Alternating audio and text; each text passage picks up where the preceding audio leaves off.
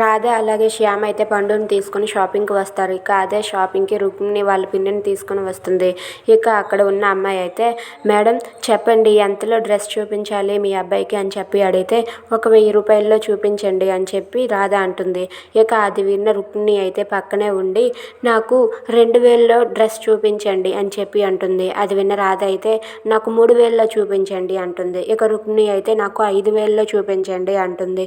ఇక రాధ అలా రుక్మిణిని చూసి రెచ్చిపోతూ ఉంటే శ్యామ్ అయితే, రాధ నువ్వేం చేస్తున్నావు, తనతో నీకు పోటీ ఏంటి అని చెప్పి అంటాడు.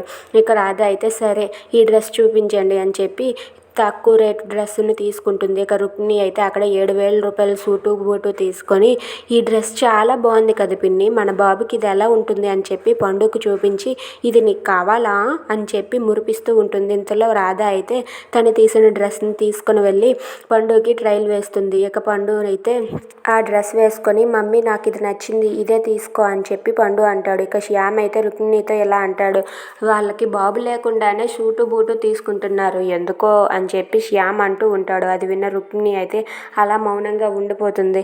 ఏంటి మేడం మీరు షాపింగ్కి వచ్చారా లేదంటే మాతో ఆడుకోవడానికి వచ్చారా అని అక్కడ ఉన్న అమ్మాయిలు అంటారు. If you like this video please subscribe our channel.